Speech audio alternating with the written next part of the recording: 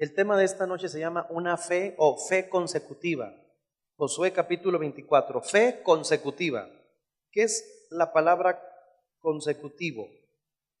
Algo que no pierde la misma sintonía. Algo consecutivo es algo que es igual siempre. Por ejemplo, este equipo lleva 15 victorias consecutivas. Significa que durante 15 partidos, los 15 los ha ganado. Eso es algo consecutivo. Entonces, cuando hablamos de una fe consecutiva, estamos hablando de una fe que no mengua, que está constante. Josué 24, versículo 15. Antes de leer el versículo, quisiera darles esta introducción. A lo largo de la historia de la Biblia, ustedes pueden constatar, y voy a poner ejemplos. Por ejemplo, Caín, que era hijo de Adán, Caín y Abel, que eran hijos de Adán, como generación, fueron una generación que se dividió. El hermano mayor mató al menor. Entonces, la consecuencia de esta familia fue una consecuencia de destrucción. Pasa el tiempo y viene un hombre llamado Noé. Y Noé tiene un conflicto porque Noé es un hombre de fe. Sus hijos se salvan por la fe de su padre, pero ellos no continúan la fe de su padre y su padre se emborracha y uno de sus hermanos se mete con la esposa de su papá. Porque algunos creen que el pecado del hijo menor de Noé fue que vio a su padre desnudo, pero eso es lo que se entiende con la traducción Reina Valera.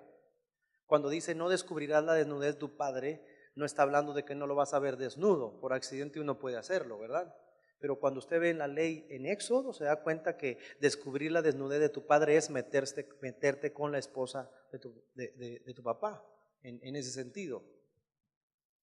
Y luego vienen otras generaciones y me voy al contexto de la vida de Elí, el sacerdote Elí, y sus hijos terminan destruyéndose, ¿verdad? Es más, Dios los termina fulminando. Lo mismo pasa con los hijos de Aarón, el sacerdote. Sus hijos terminan fulminados.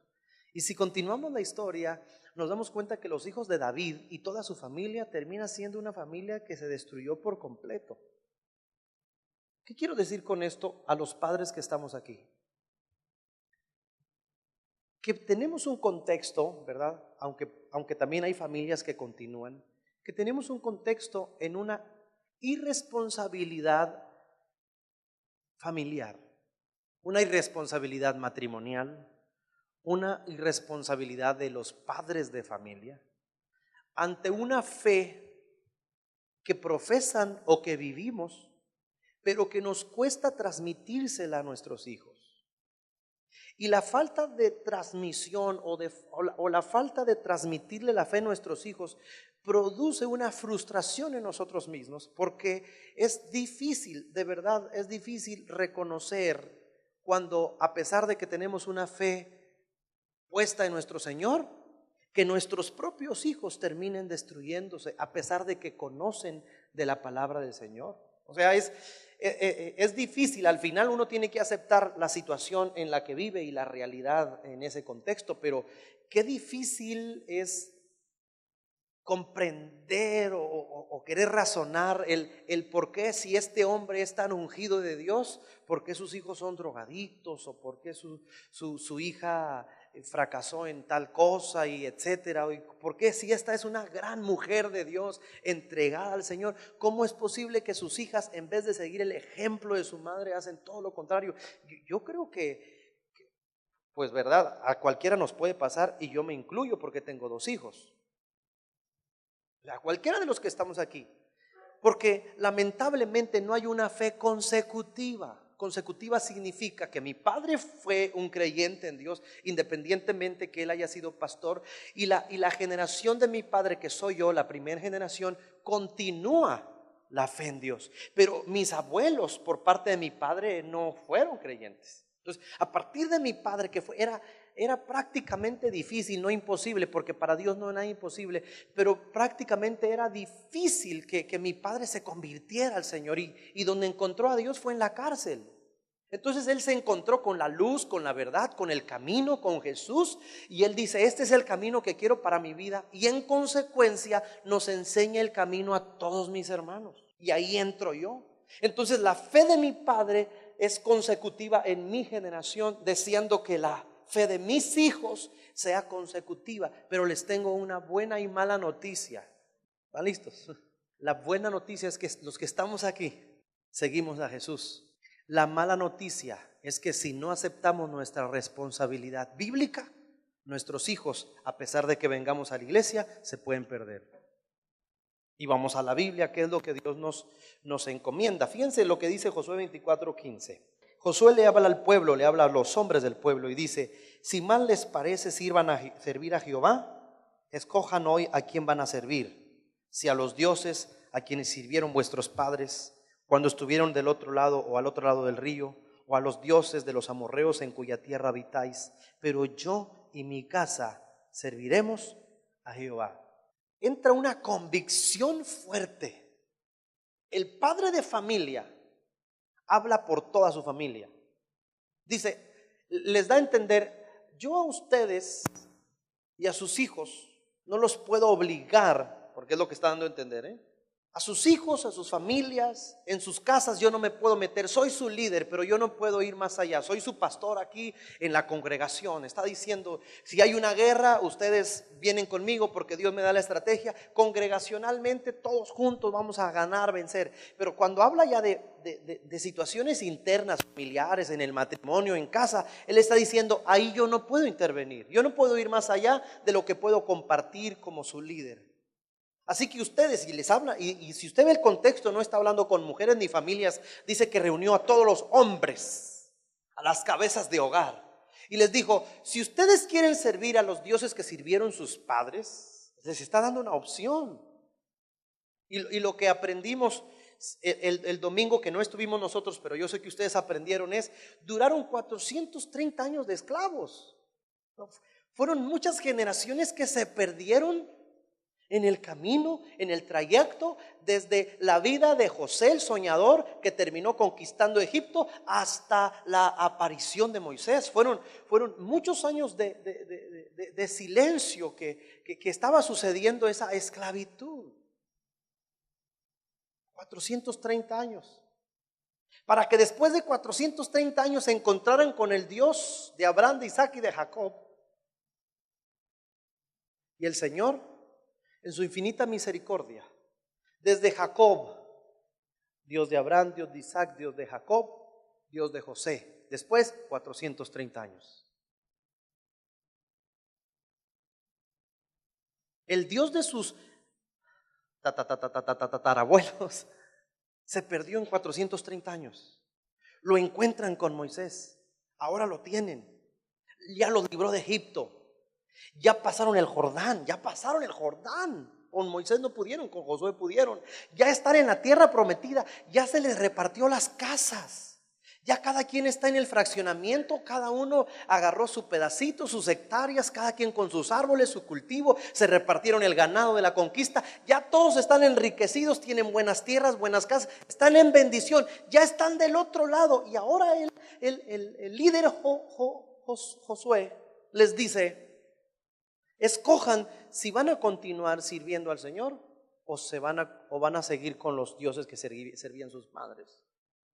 Yo no puedo intervenir en sus familias ni en las decisiones de su casa.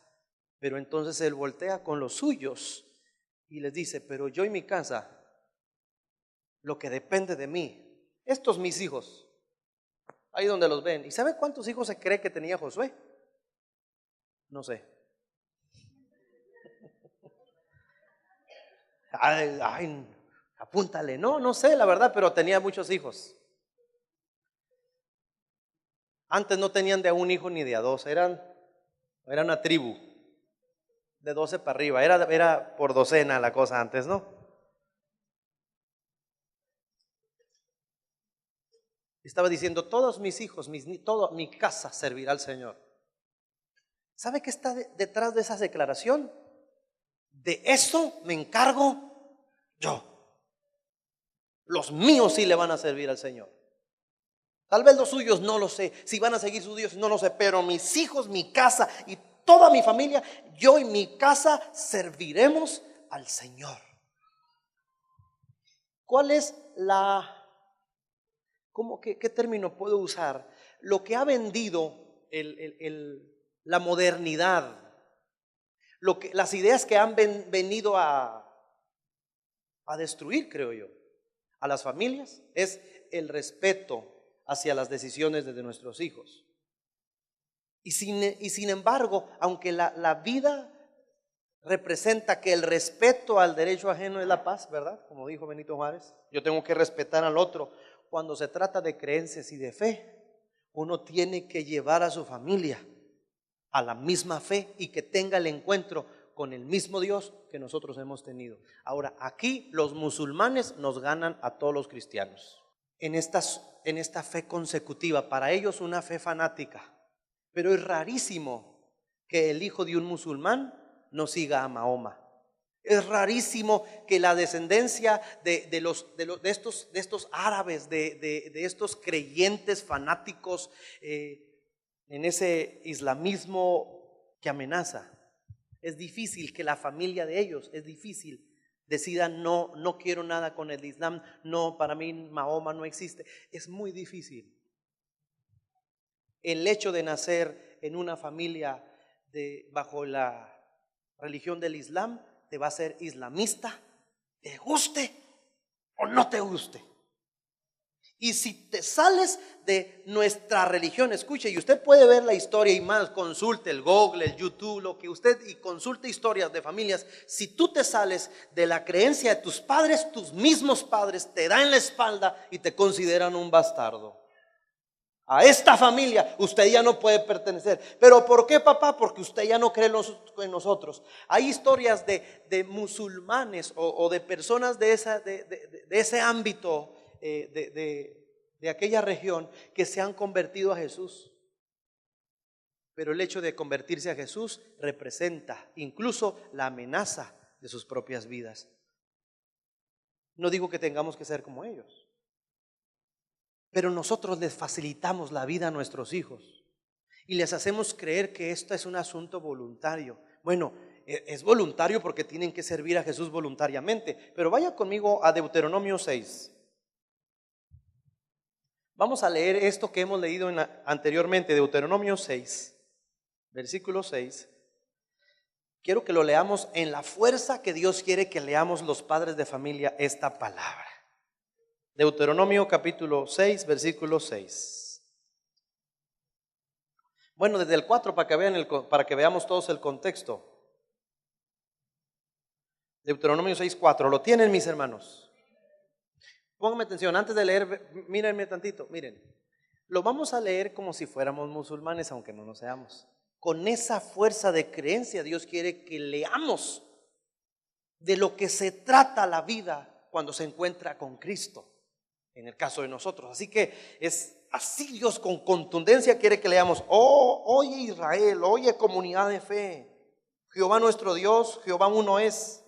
Llamarás a Jehová tu Dios, dice el 5, Deuteronomio 6:5. Llamarás a Jehová tu Dios con todo tu corazón y de toda tu alma y con todas tus fuerzas. Y fíjense el 6, la contundencia de los padres de familia. Y estas palabras que yo te mando hoy estarán sobre tu corazón y las repetirás a tus hijos. Y hablarás de ellas estando en tu casa y andando por el camino y al acostarte y cuando te levantes, y las atarás como una señal en tu mano y estarán como frontales entre tus ojos, y las escribirás en los postes de tu casa y en tus puertas.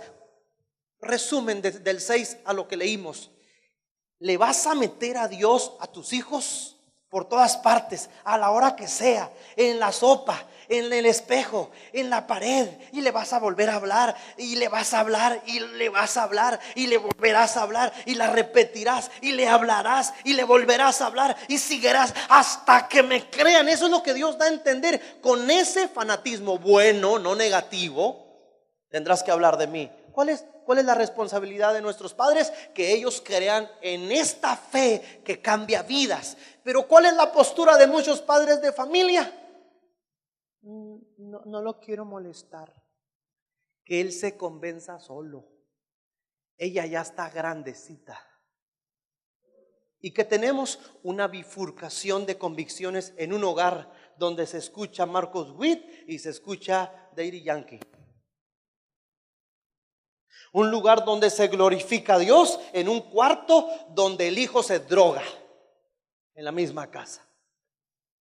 Una dualidad de convicciones porque nos enseñaron que era un respeto, pero ese respeto enferma. No vamos a golpear a nuestros hijos, pero que se convenzan tus hijos por boca tuya, papá, porque estas palabras que yo te las enseñarás a tus hijos estando en tu casa, cuando te acuestes, cuando te levantes, y hablarás y volverás a hablar y volverás a hablar y volverás a hablar y volverás a hablar y volverás a hablar y volverás a hablar y volverás a hablar. Y así, con esa intensidad quiere que nosotros los padres de familia lo comprendamos. La técnica fácil del cristianismo hoy, que vayan a Conexión Juvenil. La iglesia es un apoyo que debe reforzar la fe. Pero la fe se enseña en casa. ¿Estamos de acuerdo? Tienen Conexión Junior, están los niños en Comuniquit. ¡Qué bendición! Pero eso solo lo está reforzando. Pero la iglesia no es responsable de la educación espiritual y de la formación espiritual de los hijos. ¿Sabe cuándo iban los hijos en el tiempo de la ley al templo? Solo los sábados. Y los otros días, ¿qué aprendían los hijos? Todo lo que el padre y la madre le enseñaban. Cuando te acuestes, cuando te levantes, andando en el camino. Hay muchas estrategias, padres de familia, para que nosotros podamos poner la fe que nosotros tenemos y creemos en el corazón de nuestros hijos.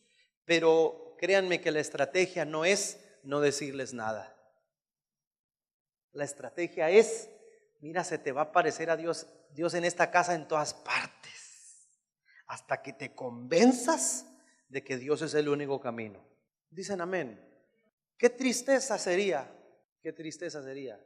¿Sus padres eran cristianos, hermano? No, ¿verdad?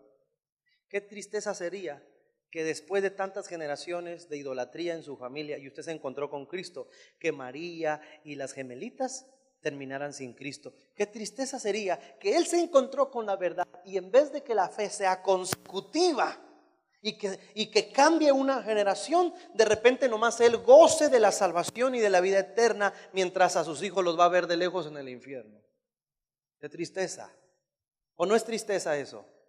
Porque si ya nos encontramos con la fe, con el Señor, necesitamos poner entereza, convicción de que tenemos una responsabilidad directa delante de Dios para que la fe que nosotros creemos, en consecuencia, la crean ellos también. Pero en esa consecuencia no estoy hablando de un resultado natural, sino de un resultado de un trabajo todos los días.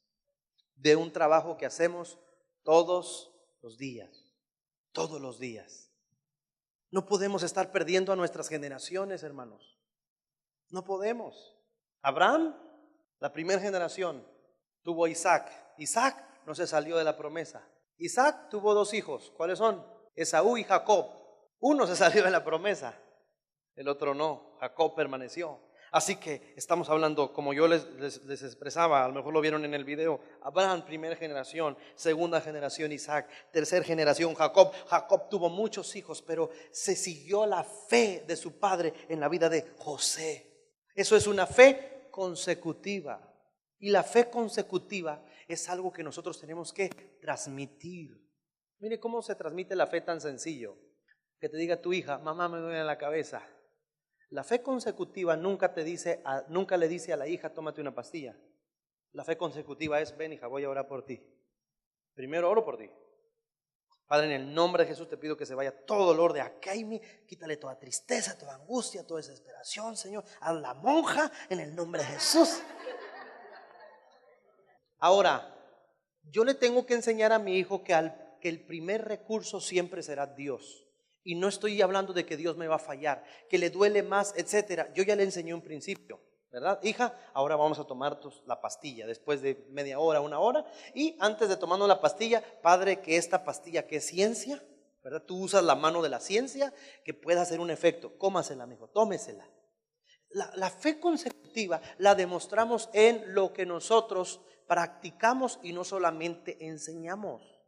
Y tenemos una situación familiar y toda la familia sabe que es un problema, una situación gravísima, financiera, de enfermedad, no sé. La fe consecutiva significa que, a ver, antes de cualquier decisión, vamos a tomarnos de las manos toda la familia y vamos a orar. Vamos a ponernos en las manos de Dios, que el Señor es el que tiene la respuesta. Eso es una transmisión. Estoy conectando al Dios que yo creo con mis hijos.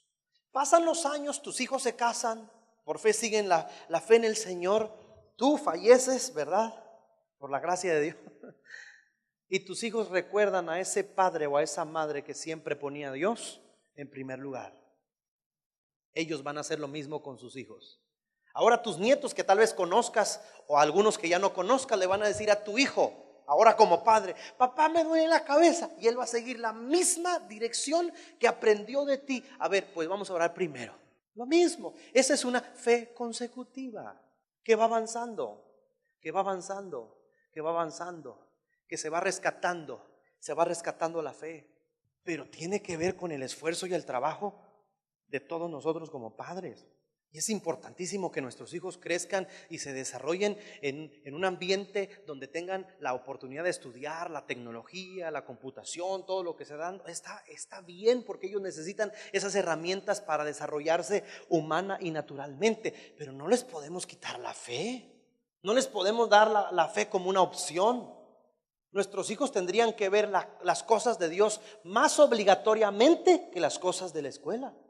Y no digo que hay que hacerlos vagos, hermanos, que no estudien pero que oren. No, que estudien, pero que tengan un tiempo con Dios.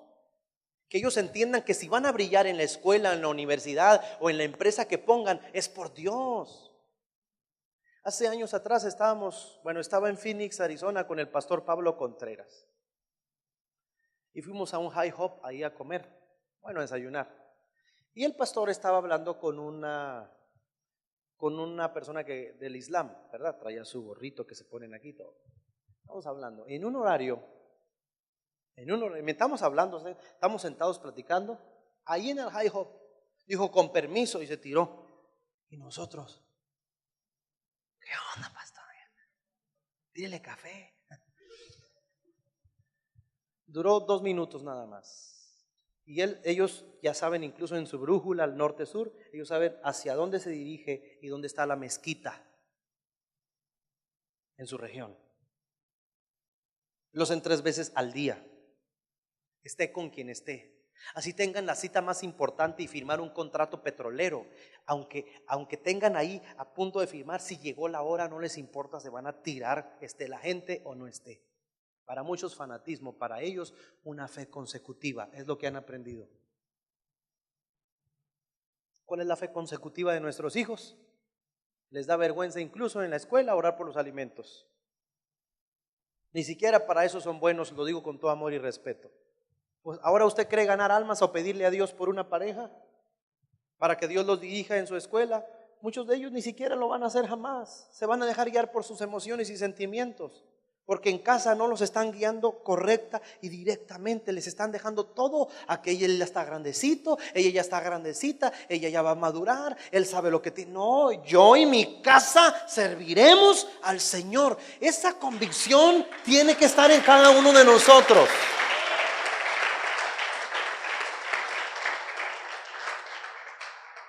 La mejor satisfacción de un padre llamado hijo de Dios no es ver a su hijo con un título que da muchísimo orgullo, creo yo, sino ver a su hijo clamando y buscando y adorando el nombre de Cristo. Esa es la mayor satisfacción que nosotros podemos sentir cuando vemos a nuestros hijos que adoran, que cantan, que sirven, que buscan a Dios, que pasan al altar. Esa es nuestra mayor satisfacción.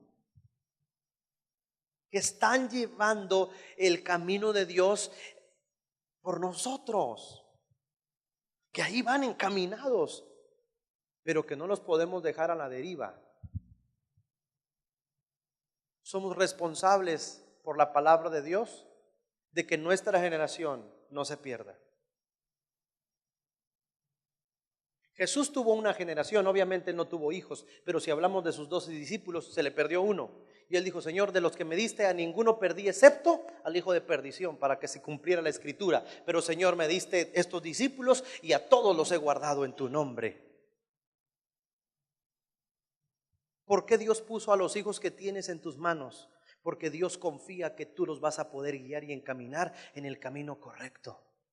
Y les vas a mostrar la luz, les vas a mostrar la verdad. No les vas a abrir la puerta al libertinaje y a cualquier otra cosa, sino que vas a tener una convicción profunda. Y a lo mejor tú vienes de generaciones anteriores, que la generación anterior a ti ni siquiera buscaba a Dios. Había idolatría, había droga, había borrachera, había fornicación, adulterio, maldiciones, brujería. Vienes arrastrando cosas que con Cristo se cortaron. Por lo tanto, ya encontraste la verdad. Tus generaciones no la pudieron encontrar. Sería triste que la siguiente generación regresara al pasado de donde Dios te sacó a ti.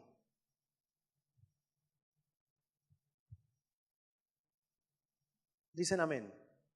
Pero tenemos una fuerte responsabilidad, cada uno de nosotros, como padres de familia. Ahora, ¿todo es trabajo de los padres? Obviamente no, pero es una gran parte del trabajo, los padres de familia.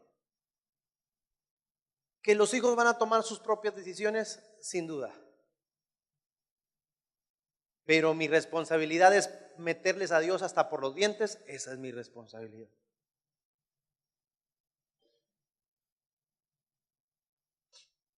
Mi mamá me decía, y te vas a orar, y te quiero escuchar.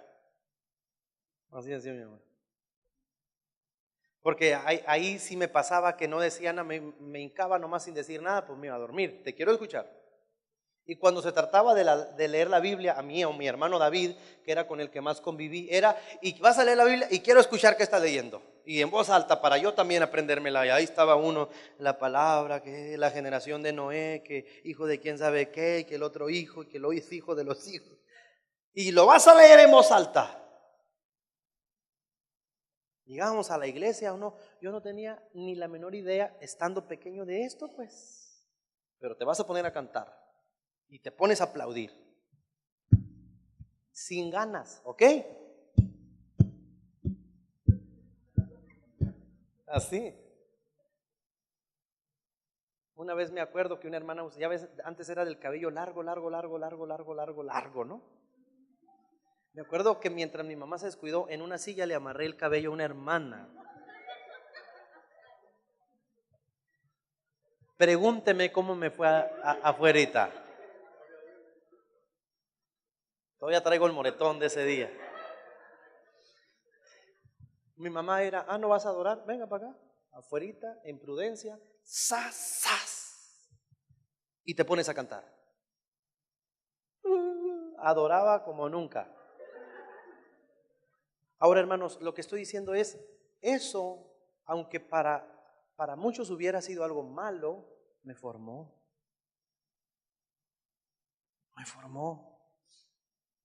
Me fue formando.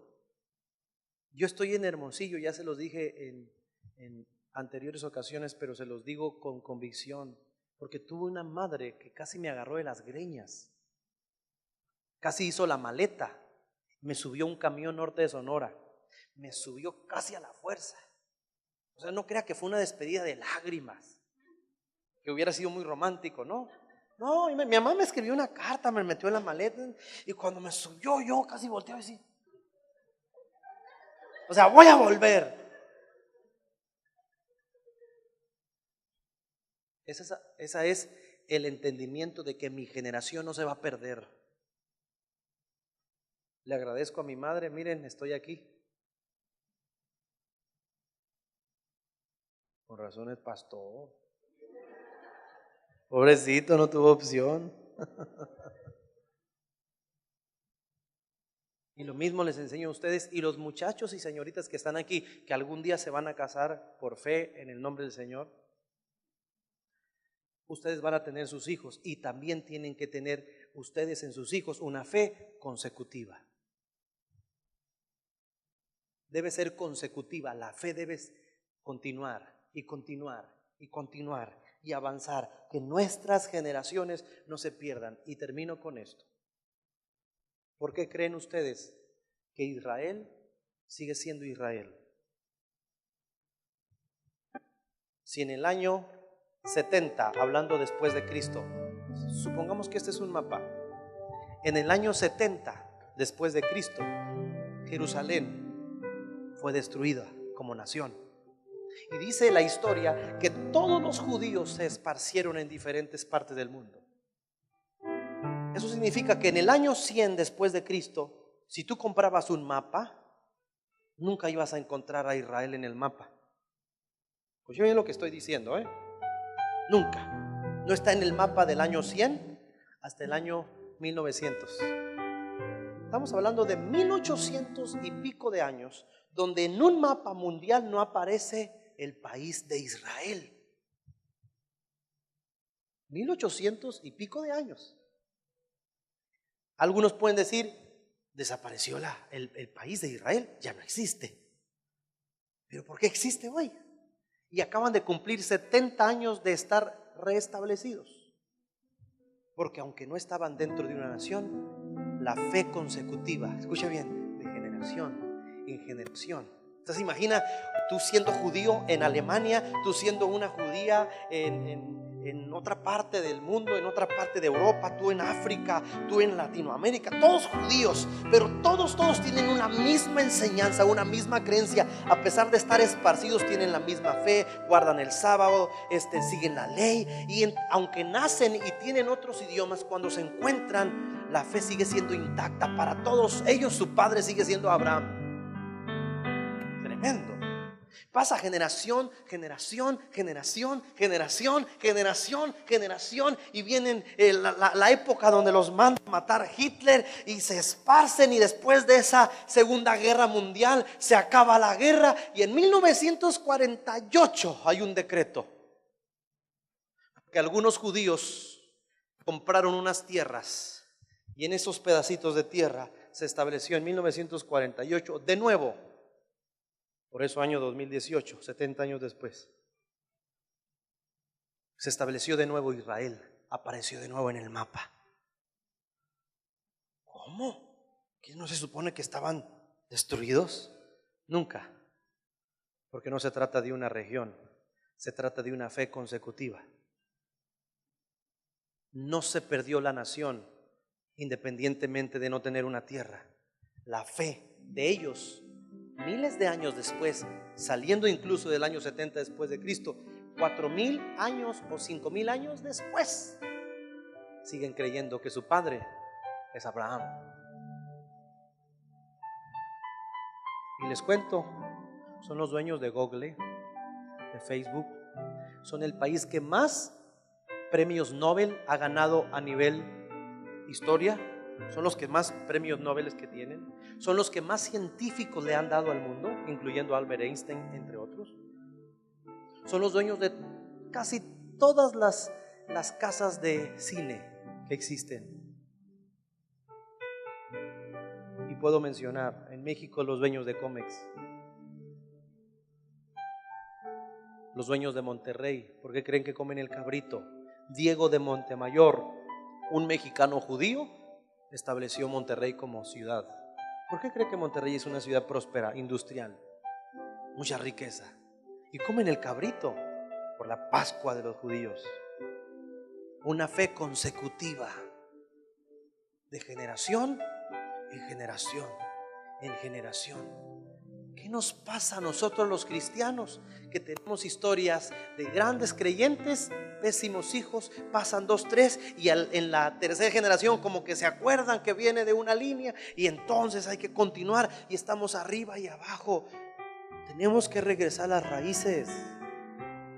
Si Jesús es el camino, tenemos que demostrárselo a nuestros hijos, y van a creer en Jesús no solo por oraciones, sino que yo de día y de noche, cuando te acuestes, cuando te levantes, y que al meditar, y que lo pegarás en los postes y la repetirás a tus hijos y hablarás de ellas, estando hablar de Dios constante. Ah, pastor, eso es fanático. ¿Y no es fanatismo tener el celular todo el día dándole con el dedito para allá? ¿O eso qué es?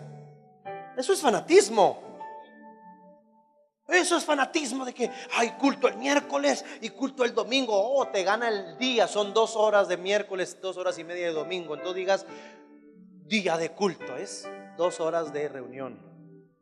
Y si comparamos las 2 horas de reunión del miércoles, la del domingo, a las horas que pasas chateando, sale perdiendo la iglesia. ¿Me explico? El fanatismo entonces no está aquí, está en las aficiones que no queremos dejar.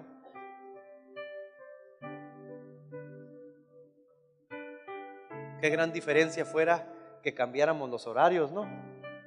2 horas de Facebook el miércoles y 2 horas y media de celular el domingo, no más. Y los otros, pura Biblia, pura oración, evangelismo. Ya nos hubiéramos ganado Hermosillo. Eso es fanatismo, lo de afuera. El fanatismo genera liberales. La vida en Cristo genera gente con fundamentos, familias fuertes y familias consolidadas. Deje de pensar que se van a reír de sus hijos porque son cristianos allá, que ellos expresen su fe en donde están. Aprendamos a que ellos reconozcan a Jesús y que hablen de Cristo donde vayan. No se avergüencen del Dios que ellos sirven. Hoy que se van, pues se van a burlar de Él, pero cuando esté el cielo, ¿de quién va a ser la burla?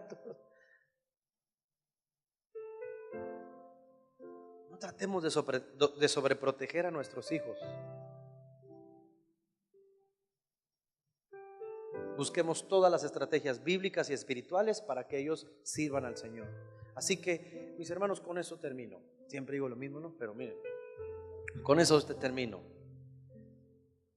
Si sus esfuerzos son pocos, y no se sienta mal, son pocos en cuestión de enseñar a sus hijos la palabra, y sé que pueden ser mejores, pero si son pocos o escasos por el momento, y aquí hay una reunión el miércoles, y tenemos una reunión de los jóvenes el sábado, y el domingo son reuniones imperdibles.